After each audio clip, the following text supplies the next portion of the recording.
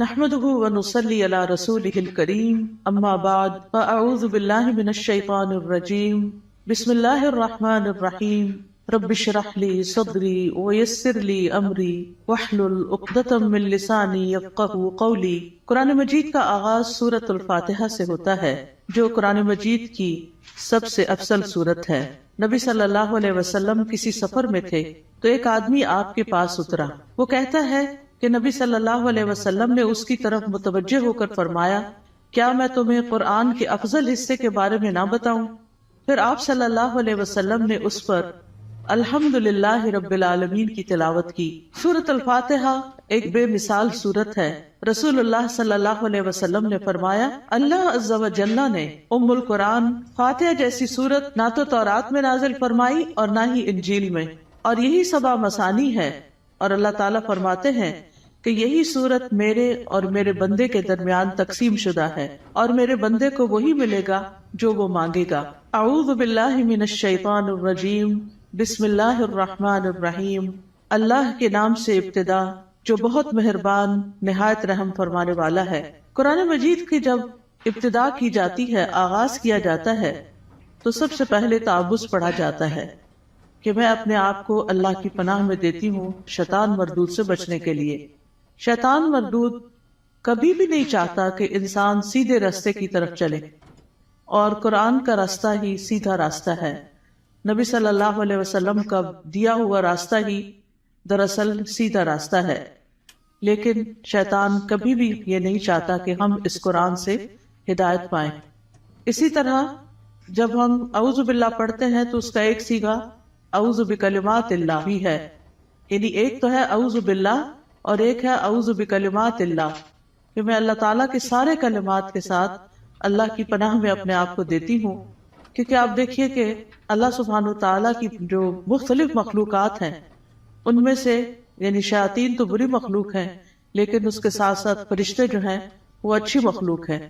تو انسان کو ایک طرف جہاں شیطان بہکاتا ہے تو وہاں دوسری طرف فرشتہ اس کے دل میں اچھا خیال بھی ڈالتا ہے، اور فرشتے جو ہیں وہ ہمارا دفاع بھی کرتے ہیں۔ تو اس لیے اللہ سبحانہ تعالیٰ کی مدد کے ساتھ قرآن کا آغاز کرنا چاہیے۔ بسم اللہ الرحمن الرحیم سے اللہ کا نام لے کر جو کہ بہت مہربان نہایت رحم فرمانے والا ہے۔ الحمدللہ رب العالمین الرحمن الرحیم مالک یوم الدین ایاک نعبد و ایاک نستعین۔ سب تعریف اللہ تعالیٰ کے لیے ہے جو تمام جہانوں کا رب ہے، نہایت مہربان ہے، بار بار رحم فرمانے والا ہے، بدلے کے دن کا مالک ہے۔ ہم صرف تیری ہی عبادت کرتے ہیں اور صرف تجھ ہی سے مدد چاہتے ہیں۔ سورۃ الفاتحہ کی اہمیت کی ایک وجہ یہ بھی ہے کہ یہ سب سے زیادہ نفع مند دعا پر مشتمل ہے۔ ابن تیمیہ کہتے ہیں کہ جب میں نے غور کیا کہ سب سے نفع مند دعا کون سی ہے تو بس وہ اللہ کی رضا کے کاموں پر مدد مانگنے کی دعا ہے کہ اللہ اپنی پسند کے کاموں پر ہماری مدد فرما۔ پھر میں نے سورۃ فاتحہ کی اس آیت ایاک نعبد و ایاک نستعین میں اس دعا کو پا لیا، اور اس میں دراصل انسان اللہ کی عبادت کی بات کرتا ہے کہ اللہ میں تیرا بندہ ہوں، تیری عبادت کرتا ہوں، تیری عبادت کرنا چاہ رہا ہوں۔ اور جیسا کہ آئندہ رمضان آ رہا ہے تو اس میں ہم عام دنوں سے زیادہ انشاءاللہ اللہ تعالیٰ کی عبادت کریں گے۔ تو یہ عبادت جو ہے یہ اللہ سبحانہ تعالیٰ کی محبت کا نام ہے، یعنی عبادت کے 3 ارکان ہوتے ہیں جن میں سب سے پہلا رکن جو ہے کمال درجے کی محبت ہونا۔ والذین آمنوا اشد حبا للہ، وہ لوگ جو ایمان لائے اللہ کی محبت میں سب سے زیادہ شدید ہوتے ہیں۔ دوسری بات یہ ہے کہ کامل درجے کی امید ہونا، وَيَرْجُونَ رَحْمَتَهُ، کہ وہ اس کی رحمت کی امید رکھتے ہیں۔ اور تیسرے اللہ تعالیٰ کا کامل خوف ہونا، یعنی یہ 3 چیزیں انسان کے اندر ہوں تو انسان عبادت گزار ہوتا ہے۔ اللہ کی محبت، اللہ کا خوف اور اللہ سے امید بھی۔ اور اللہ تعالیٰ کے علاوہ کسی اور کی عبادت کرنا جائز نہیں، اور عبادت اللہ کا حق ہے۔ اور ایاک نستعین کا مطلب ہے کہ ہم تجھ سے مدد چاہتے ہیں۔ تو جب نبی صلی اللہ علیہ وسلم نے فرمایا کہ جب تم مانگو تو اللہ سے مانگو، اور جب تم مدد چاہو تو اللہ سے مدد چاہو، کیونکہ دراصل اللہ ہی ہر چیز پر قادر ہے اور وہی انسان کو مدد دے سکتا ہے۔ جہاں تک اللہ عز و جل کی مخلوق کے علاوہ صرف اللہ سے مدد طلب کرنا ہے تو یہ اس لیے کیونکہ بندہ اکیلا اپنے فائدوں کے حصول اور اپنے نقصانوں کو ہٹانے سے عاجز ہے. یعنی اگر میں چاہوں کہ میں اکیلی ہی اپنے فائدے حاصل کر لوں یا جو بھی کوئی نقصان دہ چیز ہے یا تکلیف دہ چیز ہے اس سے چھٹکارا پا لوں تو یہ میرے بس کی بات نہیں ہے.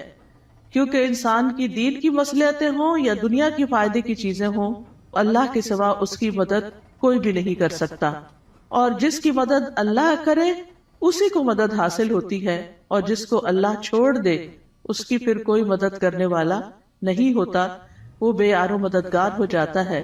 اسی لیے ہم کہتے ہیں لا حول ولا قوت الا باللہ، کہ کوئی توفیق نہیں مل سکتی، کوئی قوت نہیں ہوتی مگر اللہ کے ساتھ. یعنی ہمارا حال بدل نہیں سکتا، یعنی حال سے بھی ہے، یعنی لا حول، حال کی کوئی تبدیلی نہیں ہو سکتی، ایک حال سے دوسرے حال میں ہم نہیں جا سکتے، اور ہمارے اندر کوئی قوت بھی نہیں ہے مگر یہ کہ اللہ ہی کی دی ہوئی قوت اور اللہ ہی کی دی ہوئی طاقت سے انسان کے حالات تبدیل ہو سکتے ہیں. یعنی ہماری زندگیوں میں کئی مسائل ہوتے ہیں، کبھی بچوں کے مسائل، کبھی رشتہ داروں کے مسائل، کبھی اور مالی مسائل، یعنی کئی طرح کی چیزیں انسان کو پریشان کرتی رہتی ہیں. لیکن انسان کی اس ساری حالت کو کوشش کے باوجود بھی بعض اوقات خود سے انسان یا دوسرے لوگ، ہمارے ماں باپ، ہمارے شوہر، ہمارے بچے مل کے اس کو تبدیل نہیں کر سکتے. آپ نے دیکھا ہوگا جب انسان پریشان ہوتا ہے تو کبھی کسی کے پاس جاتا ہے، کبھی کسی سے دکھ بیان کرتا ہے، کبھی کسی سے مشورہ کرتا ہے، لیکن ساری باتیں کر کے چھوڑ دیتے ہیں، ہوتا ہوا تھا کچھ نہیں. ایسے میں انسان کو ٹھیک ہے مشورہ کر لینا چاہیے، مدد لینی چاہیے، لیکن اللہ سبحانہ وتعالیٰ سے ہی اصل میں مدد لینی چاہیے اور خوب خوب دعائیں کرنی چاہیے. اور اگر یہ کلمہ بھی بار بار انسان پڑھتا رہے نا، ایاک نعبد و ایاک نستعین، کہ صرف تیری ہم عبادت کرتے ہیں اور تجھ سے ہم مدد چاہتے ہیں، تو انشاءاللہ اللہ کی مدد آئے گی. بندہ کس کس کام میں اللہ کی مدد کا محتاج ہے؟ اپنے روزمرہ کے مسائل کے حل کے لیے تو محتاج ہے ہی، اپنی خوراک کے لیے ہے، اپنے لباس کے لیے ہے، اپنی رہائش کے لیے، اپنی سب چیزوں کے لیے تو ہے ہی. لیکن خاص طور پر اللہ کی عبادت کے لیے ہم سب سے زیادہ اس کے محتاج ہیں کہ ہم اس سے مدد مانگے. تو انسان اللہ تعالیٰ کے احکام بجا کے نہیں لا سکتا جب تک انسان کو اللہ کی مدد حاصل نہ ہو. برائی چھوڑنا چاہتے ہیں، اپنی کوئی بری عادت چھوڑنا چاہتے ہیں، تو ہم اس کو چھوڑ نہیں سکتے جب تک اللہ کی مدد ہمیں حاصل نہ ہو. اسی طرح دنیا میں ہماری جو تقدیر ہے، اس تقدیر میں جو غم لکھے ہیں، ان غموں سے چھٹکارا نہیں پا سکتے جب تک کہ اللہ کی مدد حاصل نہ ہو. تو اس لیے بہت ضروری ہے کہ ہم دنیا کے معاملات میں بھی اللہ کی مدد لیں، اور پھر موت کے وقت، یعنی موت کے وقت کی جو سختیاں ہیں، اور قیامت اور برزخ یعنی قبر کے عذاب اور قبر سے متعلق جو مشکلات ہیں، اور قیامت کے دن کی جو ہولناکیاں ہیں، ان سب میں بھی ہمیں اللہ سے مدد لینی چاہیے. ان سب کاموں میں اللہ عز و جل کے سوا کوئی بھی مدد کرنے کی طاقت نہیں رکھتا. تو جو شخص اللہ کی مدد طلب کرنے کا حق ادا کرتا ہے تو اللہ تعالیٰ ان کاموں میں اس کی مدد بھی کرتا ہے.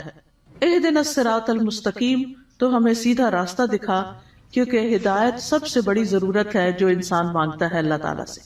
یعنی مانگنے کی چیزیں تو بہت ہے، لیکن سب سے اہم ترین چیز جو ہے وہ ہدایت ہے، کہ اللہ تعالیٰ ہمیں ہدایت عطا فرمائے.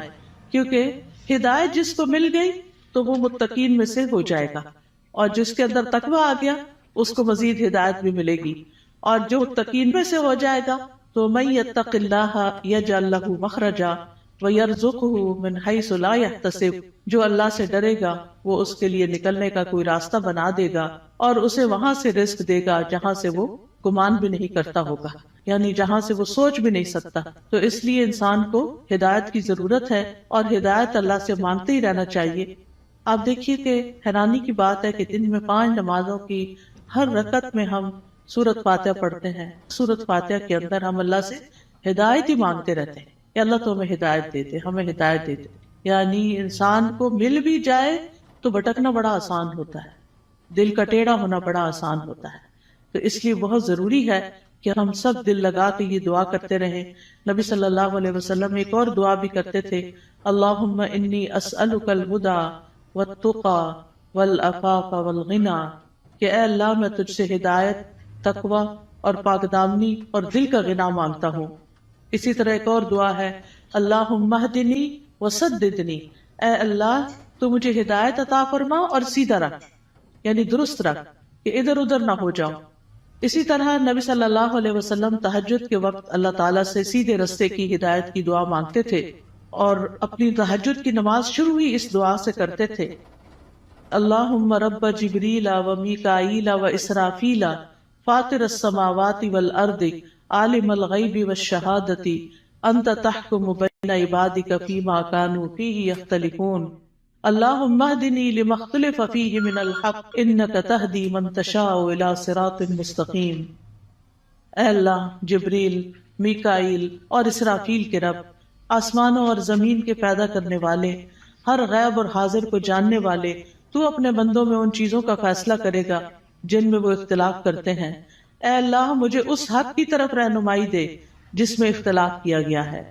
یقیناً تو جس کو چاہتا ہے سیدھے رستے پہ چلاتا ہے، یعنی جن چیزوں میں لوگ اختلاف کر رہے ہیں کہ یہ سیدھا رستہ ہے کہ نہیں، تو اللہ مجھے اس میں سیدھا رستہ دکھا دے۔ اب دیکھیں، ایک تو ہوتا ہے کہ ہم دین کی طرف نہ آئیں، لیکن ہم جب دین کی طرف آ بھی جاتے ہیں نا، تو اس میں بھی لوگ، کوئی کہتا ہے یہ کرو، کوئی کہتا ہے وہ کرو، تو انسان پھر کنفیوز ہوتا ہے کہ میں کیا کروں اور کیا نہ کروں۔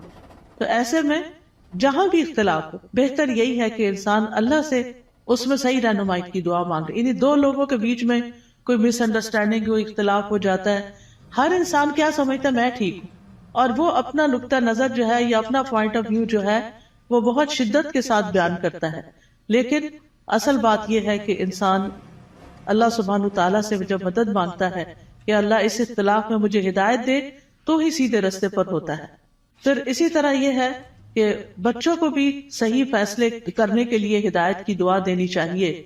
عبد الحمید بن سلمہ کہتے ہیں کہ ان کے والدین ان کے متعلق اپنا مقدمہ لے کر نبی صلی اللہ علیہ وسلم کی خدمت میں حاضر ہوئے۔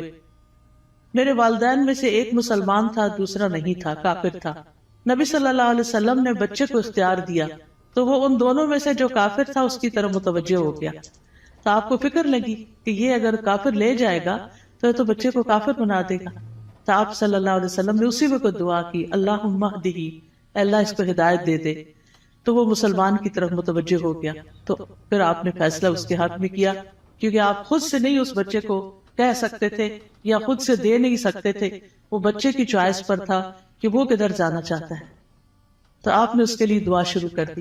اس سے پتہ چلتا ہے کہ زندگی کے چھوٹے چھوٹے معاملات میں آپ لوگوں کی فکر کتنی کرتے تھے، ان کے لیے دعائیں کیسی کرتے تھے، اور سب سے زیادہ تو ان کی ہدایت اور ان کی آخرت کی فکر۔ پھر اسی طرح یہ ہے، صراط الذین انعمت علیہم، راستہ ان لوگوں کا جن پر تو نے انعام کیا۔ یعنی ہم سیدھا راستہ تو مانگتے ہیں، لیکن ہمیں یہ نہیں پتا کہ وہ کیسے پتا چلے گا، کون سا ہمارے لیے نمونہ ہے، کن لوگوں کو ہم فالو کریں۔ کیونکہ پڑھی ہوئی چیزیں، سنی ہوئی چیزیں انسان جب کرنے لگتا ہے تو طریقہ فرق ہو جاتا ہے، لیکن جب کسی کو کرتے ہوئے دیکھتا تو آسانی ہو جاتی ہے۔ اس کی مثال ایسے ہی ہے کہ جیسے آپ اگر کسی سے ریسیپی پوچھتے ہیں کہ میں یہ فلاں چیز کیسے بناؤں، تو آپ نے دیکھا ہوگا جیسے آلو گوشت ہے مثال کے طور، تو ہر گھر کے بنانے کا طریقہ فرق، اور ہر ایک ٹائم بھی فرق لیتا ہے۔ کوئی جلدی سے بنا کے رکھ دیتا ہے، کوئی آہستہ آہستہ بناتا ہے، کوئی ایک طریقے سے، کوئی دوسرے طریقے سے۔ تو اب اگر آپ صرف ریسیپی پوچھیں گے تو ہو سکتا ہے کوئی چیز مس ہی کر دے اس میں سے۔ تو جب آپ کسی کو بناتے ہوئے دیکھیں گے، صرف ایک دفعہ دیکھنے کی ضرورت ہے، تو آپ کو بہت آسان ہو جائے گا وہ کام کرنا۔ کوئی بھی چیز ہو، جب آپ کسی کو کرتے ہوئے دیکھتے ہیں تو وہ آسان ہو جاتی۔ زبانی ایکسپلین کر کر کے انسان کہیں نہ کہیں غلطی کر جاتا ہے، کچھ نہ کچھ مس کر جاتا ہے۔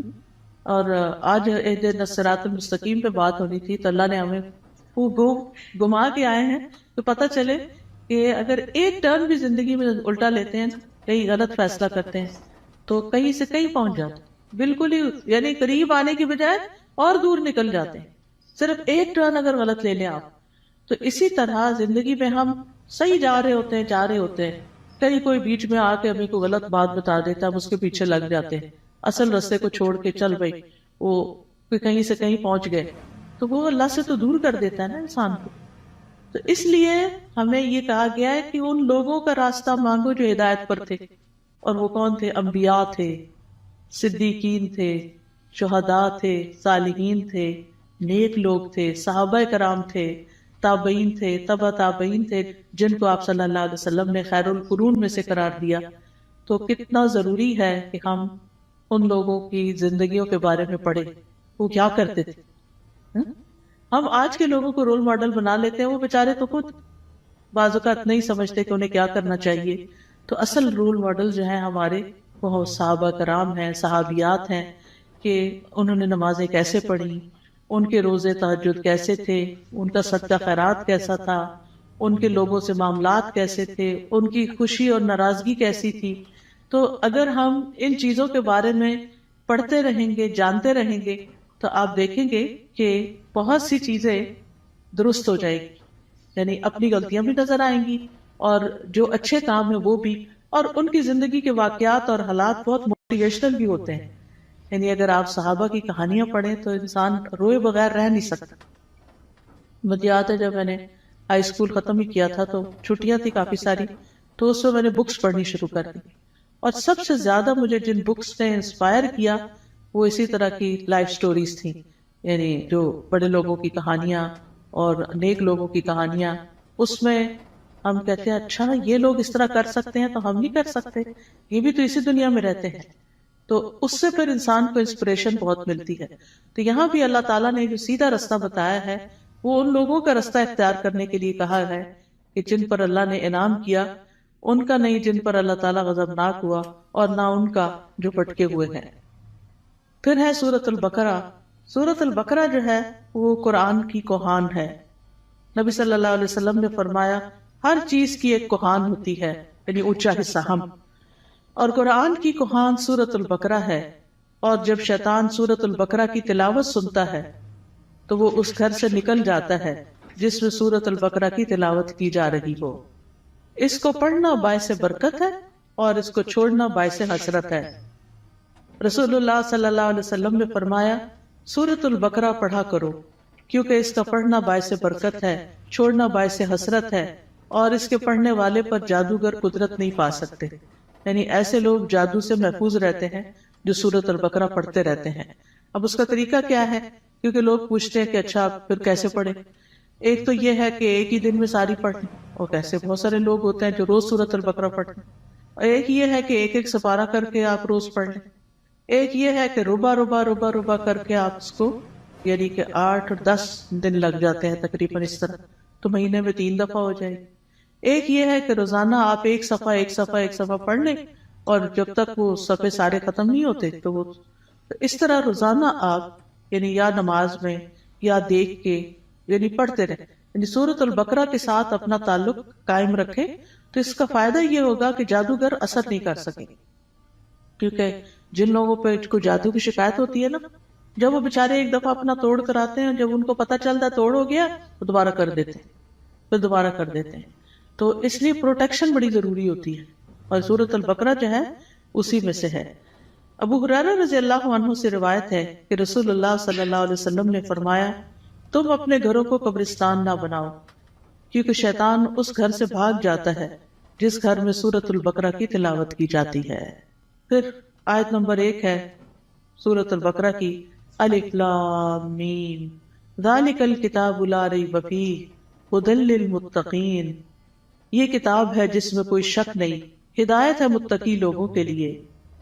قرآن جو ہے وہ شکوک و شبہات سے پاک کتاب ہے، یعنی ایسے علم پر مبنی ہے جو یقینی ہے، جو سب سے سچی بات ہے، اس کی ہر بات ہی سچی ہے. کون ہے متقین؟ الذین یؤمنون بالغیب ویقیمون الصلاۃ ومما رزقناہم ینفقون. جو غیب پر ایمان لاتے ہیں، نماز قائم کرتے ہیں، اور جو رزق ہم نے ان کو دیا ہے اس میں سے وہ خرچ کرتے ہیں. تو ایمان بالغیب جو ہے یہ دل سے تعلق رکھتا ہے، نماز قائم کرنا جسم کا حصہ ہے، اور مما رزقناہم ینفقون مال کا حصہ ہے، یعنی حقوق العباد کی ادائیگی.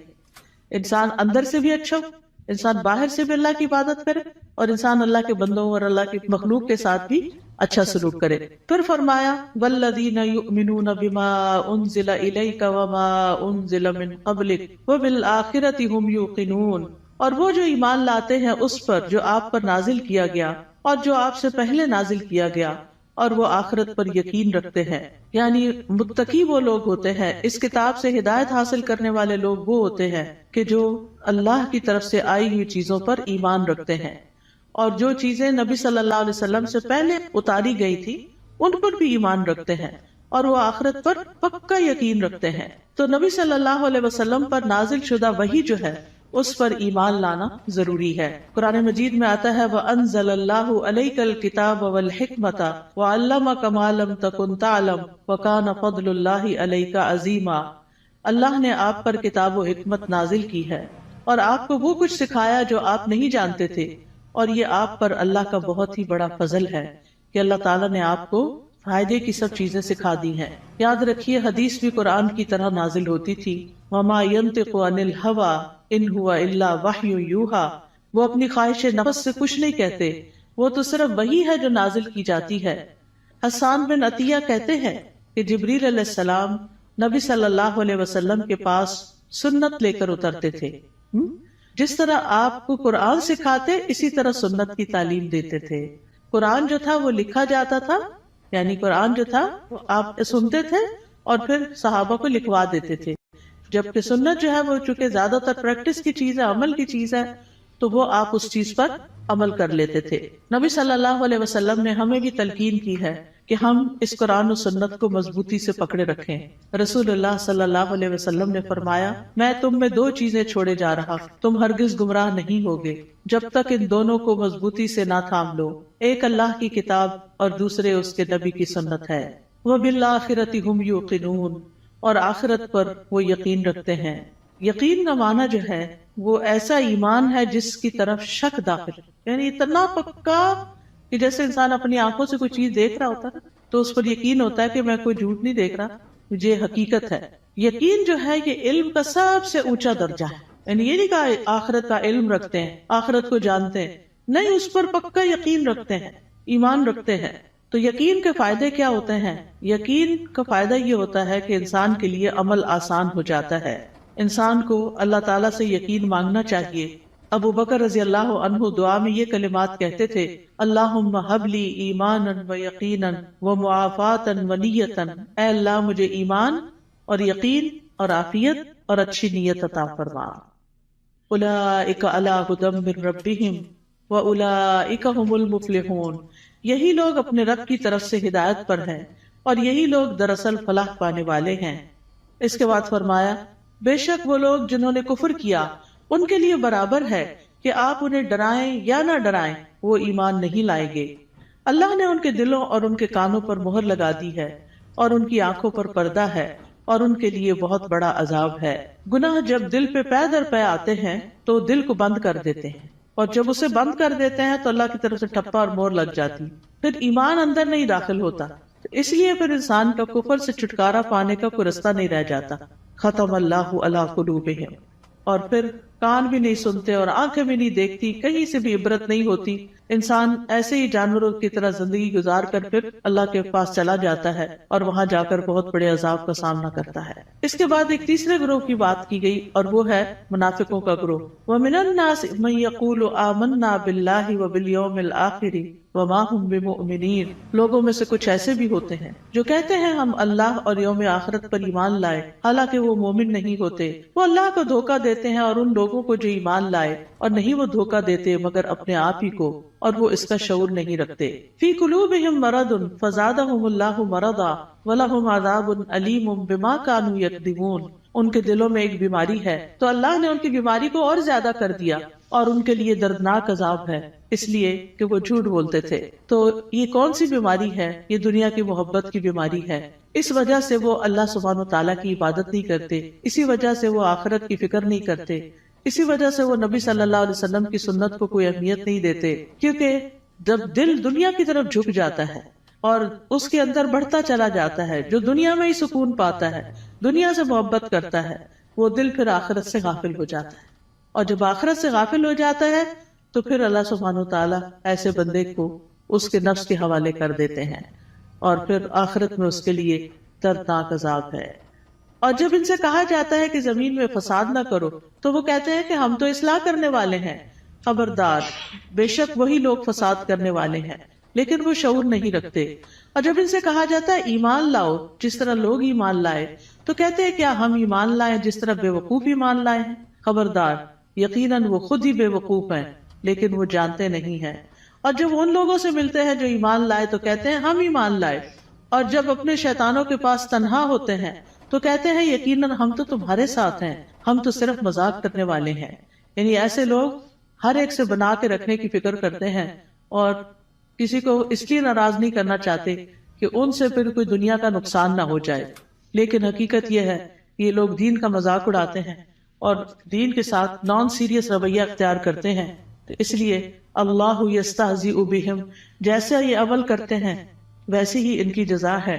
اللہ بھی ان سے مذاق کرتا ہے اور انہیں ان کی سرکشی میں مہلت دیے جا رہا ہے تو وہ بھٹکتے پھرتے ہیں. یعنی اللہ سبحانہ وتعالی کا ان کے ساتھ استہزاء یہ ہے کہ وہ ان کے بدبختی کے اعمال اور خبیث حالات کو ان کے سامنے مزین کر دیتا ہے.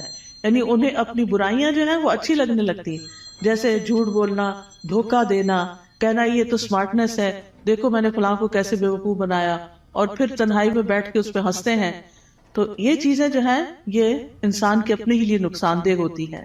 اولئک الذین اشتروا الضلالۃ بالہدی فما ربحت تجارتہم وما کانوا مہتدین. یہی وہ لوگ ہیں جنہوں نے ہدایت کے بدلے گمراہی خرید لی، تو نہ ان کی تجارت ہی فائدہ مند ہوئی اور نہ ہی وہ ہدایت پانے والے تھے. ان کی مثال اس شخص کی طرح ہے جس نے آگ جلائی، تو جب آگ نے اس ماحول کو روشن کر دیا اللہ ان کا نور لے گیا اور انہیں اندھیروں میں چھوڑ دیا، وہ دیکھ نہیں پاتے. یعنی ان کے دل کا نور ختم ہو گیا ان کے اپنے اعمال کی وجہ سے. یعنی یہ ان لوگوں کے بارے میں بات کی گئی ہے کہ جو دعویٰ تو کرتے ہیں کہ ہم ایمان لائے اور اس سے دنیا میں کچھ نہ کچھ فائدہ اٹھاتے ہیں کہ وہ مسلمان ظاہر ہوتے ہیں تو مسلمانوں کو جو بینیفٹس ہوتے ہیں یہ ان کے شٹر میں آ جاتے ہیں. لیکن یہ ہے کہ دنیا میں تھوڑی سی روشنی ان کو مل گئی مگر آخرت میں تو سخت اندھیرا چھا جائے گا اور ان کو سخت عذاب پہنچے گا. پھر اسی طرح یہ ہے کہ دنیا میں کفر جو ہے وہ روشنی چھپا دیتا ہے اور ان کے پردے چاک ہو جاتے ہیں، جو ان کی منافقت ظاہر ہو جاتی ہے تو وہ اس سے اندھیرے ان کے کھل کے سامنے آ جاتے ہیں کہ ان کے دلوں کے اندر کیا ہے. پھر اسی طرح ان کے بارے میں فرمایا سم بکم عمی فہم لا یرجعون، بہرے ہیں، گنگے ہیں، اندھے ہیں، بس وہ نہیں لوٹتے، یعنی ہدایت کی طرف واپس نہیں آتے. یا ان کی مثال آسمان سے اترنے والی زوردار بارش کی طرح ہے جس میں اندھیرے ہیں اور گرج ہے اور چمک ہے. وہ کڑکنے والی بجلیوں اور موت کے ڈر سے اپنی انگلیاں اپنے کانوں میں ڈال لیتے ہیں اور اللہ کافروں کو گھیرنے والا ہے. قریب ہے کہ بجلی ان کی آنکھوں کی روشنی لے جائے، جب بھی وہ ان کے لیے روشنی کرتی ہے تو وہ اس میں چل پڑتے ہیں، اور جب ان پر اندھیرا چھا جاتا ہے تو وہ کھڑے رہ جاتے ہیں. اور اگر اللہ چاہتا تو ان کی سماعت اور ان کی بصارت کو لے جاتا، بے شک اللہ خوب قدرت رکھنے والا ہے. اور یہ ایک حقیقت ہے کہ اللہ سبحانہ تعالیٰ ہر چیز پر پورا قادر ہے اور ان منافقین پر بھی پوری طرح قادر ہے، اور اللہ تعالیٰ اسباب کے بغیر بھی ان کی سماعت اور بصارت کو ختم کر سکتا ہے. ہم سب کو اپنے لیے دعا کرنی چاہیے کہ اللہ تعالیٰ ہماری آنکھوں، ہمارے کانوں، ہمارے دل کو سلامت رکھ کہ ہم اس سے ہدایت پاتے رہیں.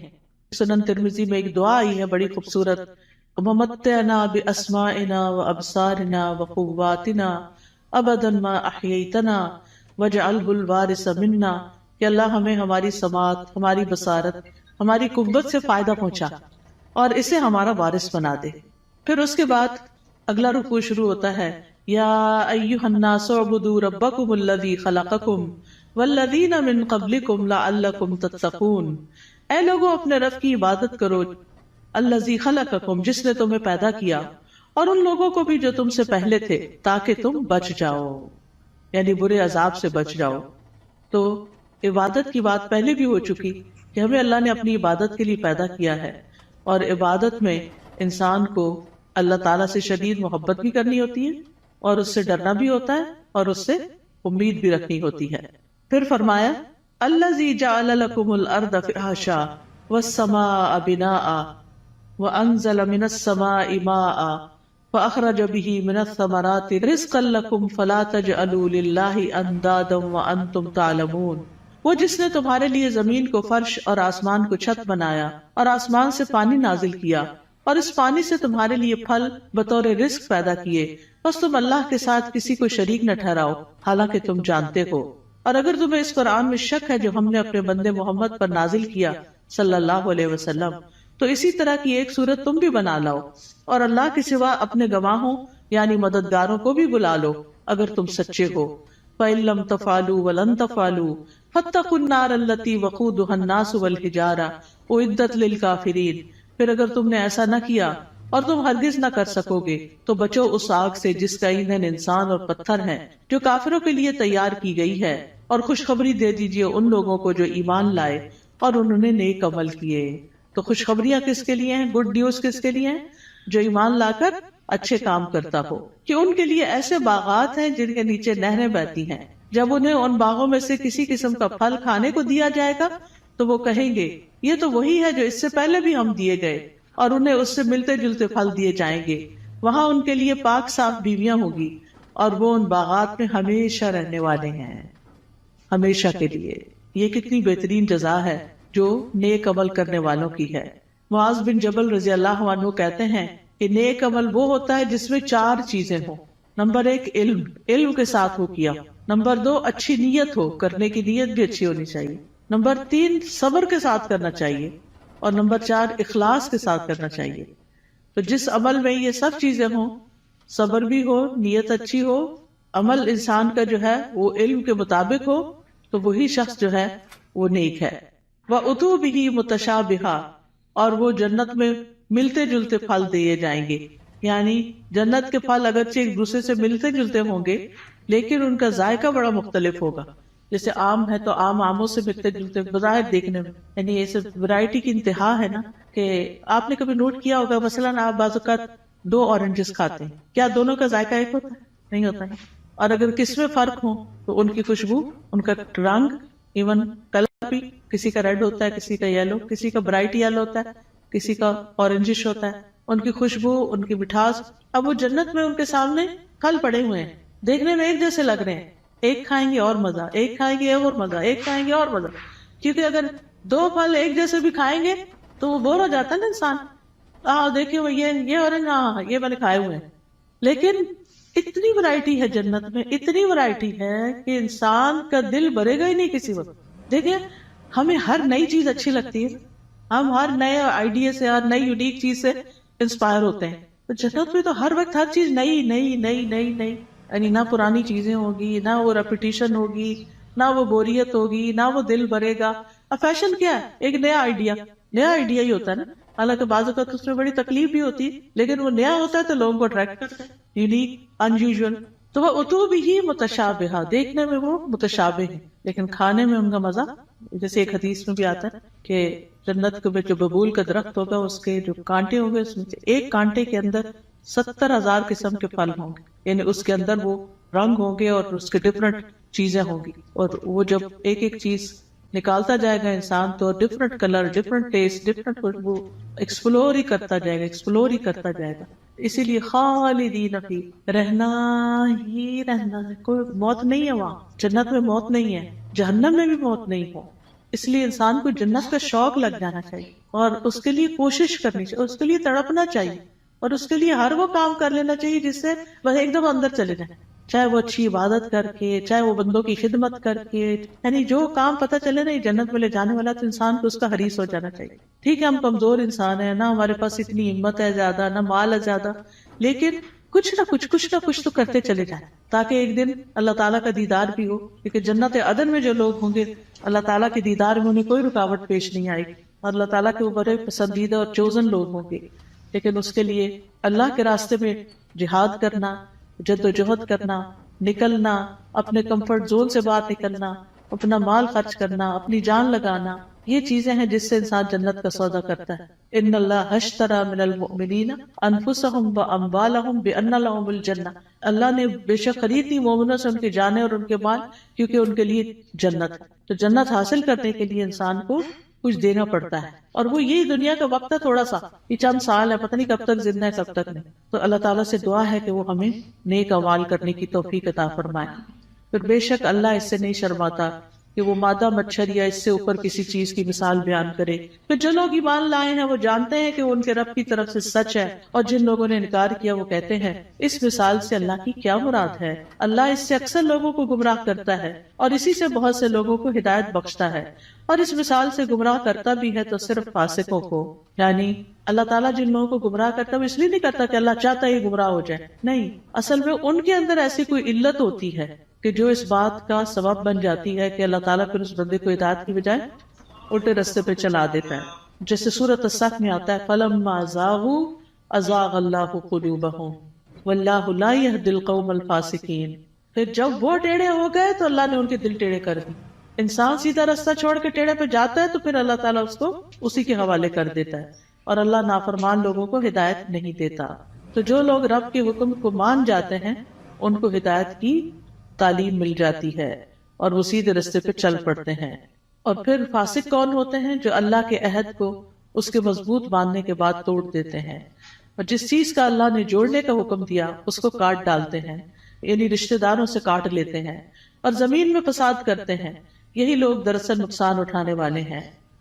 تم اللہ کا انکار کیسے کر سکتے ہو حالانکہ تم مردہ تھے، پھر اس نے تمہیں زندگی بخشی، پھر وہی تمہیں موت دے گا، پھر وہی تمہیں دوبارہ زندہ کرے گا، پھر اسی کی طرف تم لوٹائے جاؤ گے.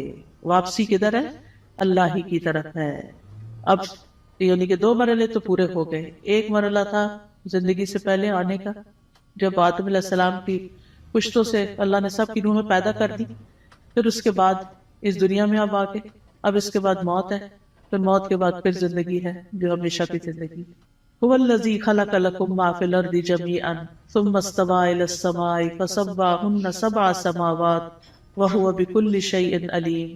وہ اللہ ہی تو ہے جس نے وہ سب کچھ جو زمین میں ہے تمہارے لیے پیدا کیا، پھر وہ آسمانوں کی طرف متوجہ ہوا تو ان کو ٹھیک کر کے 7 آسمان بنا دیا، اور وہ ہر چیز کا خوب علم رکھنے والا ہے. یہ اللہ تعالیٰ کا ہم پر احسان ہے کہ اس نے ہمارے لیے فائدے کی چیزیں اور عبرت کے سامان زمین میں پیدا کیے، اور ہر وہ چیز جو اللہ نے بنائی وہ ہمارے استعمال کے لیے ہے. تو اللہ تعالیٰ سے دعا ہے کہ وہ ہمیں ان نعمتوں سے بھرپور فائدہ اٹھا کر اس کی اطاعت میں اپنی جان لگانے کی توفیق عطا فرمائے. وآخر دعوانا ان الحمد للہ رب العالمین.